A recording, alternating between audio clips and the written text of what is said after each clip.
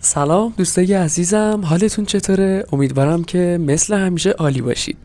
من یه چند روزی به خاطر سرماخوردگی و گرفتگی صدا نتونستم روی ویدیوها باهاتون صحبت کنم و واقعا دلم تنگ شده بود.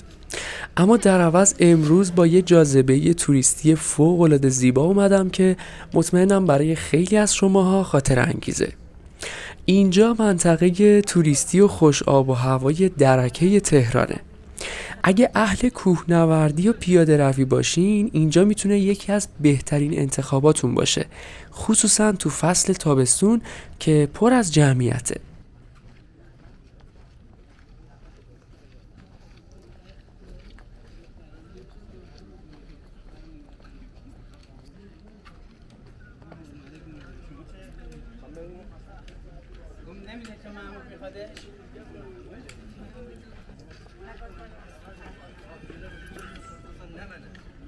درکه یکی از محلات شمال غربی تهرانه که از شمال به رشته کوههای توچال میرسه و جزء منطقه یک تهران محسوب میشه. برای رسیدن به درکه هم میتونید از خودروی شخصیتون استفاده کنید و هم میتونید از میدون تجریش با تاکسی یا اتوبوس به اینجا بیایید. امروز جمعه است و ساعت حدود 12 ظهره. همونطور که میبینید خیلی از افراد در حال برگشت هستن و مشخصه که صبح زود به کوهنوردی اومدن. الان دمای هوا واقعا زیاده و این روزا هوای تهران خیلی گرمه.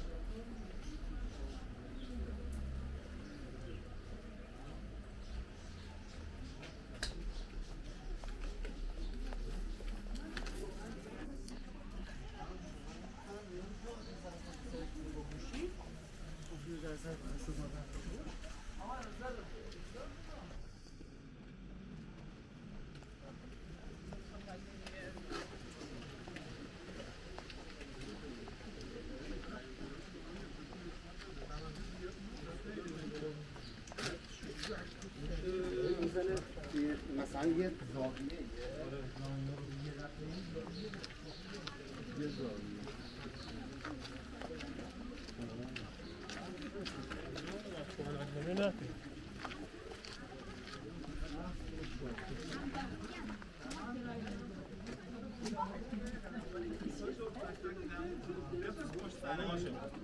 اصلا واقعا بی‌نظیره، واقعا بی‌نظیره.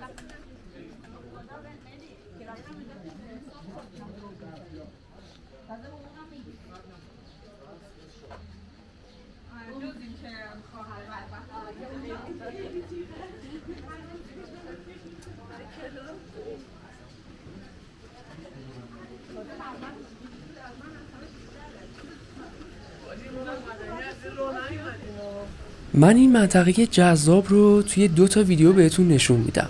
این ویدیو قسمت اول هستش و قرار بخشی جذابی از مسیر کوهنوردی رو با هم ببینیم و قدم بزنیم. اگه نظری در مورد ویدیو دارید حتما تو بخش کامنت ها برام بنویسید.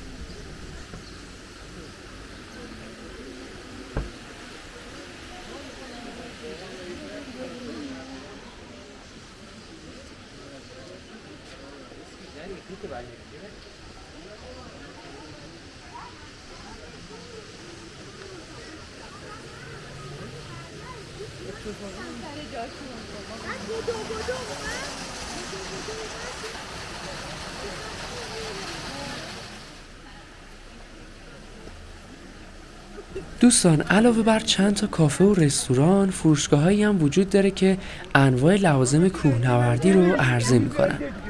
تعدادی از افراد محلی هم مشغول فروش میوه‌های دستچین و تازه فصل هستن که توی تصویر میبینید.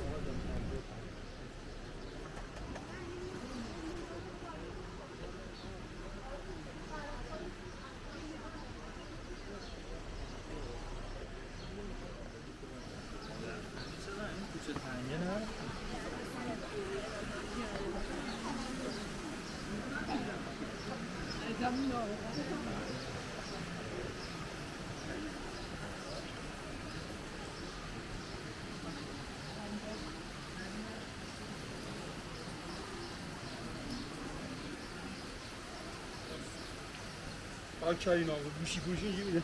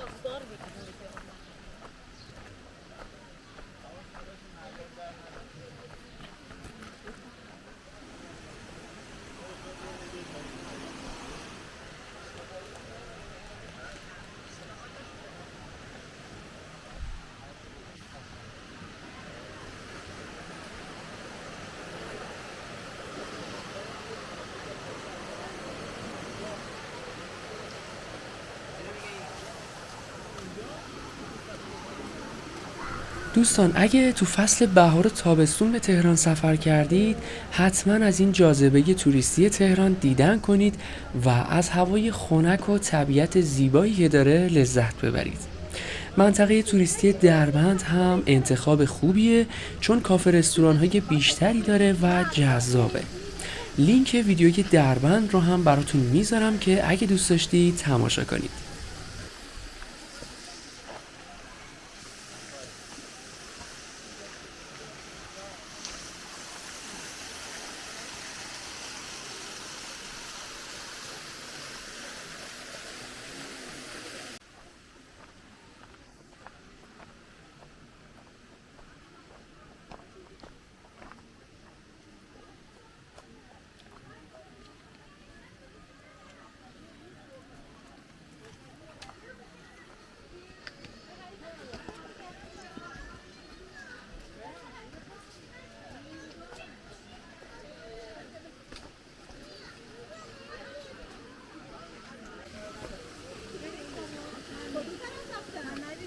کجا بریم کجا بریم؟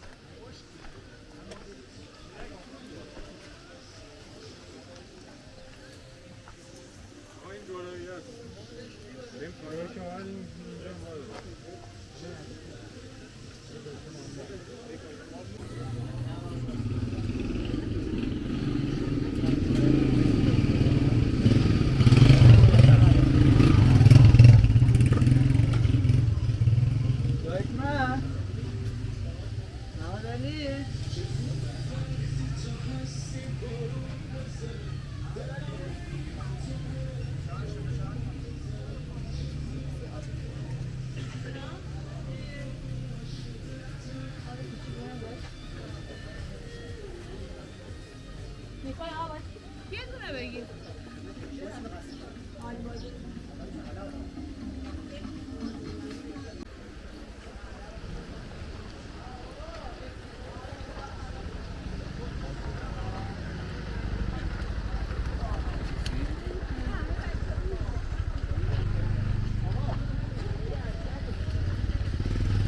عباس جان خوبی؟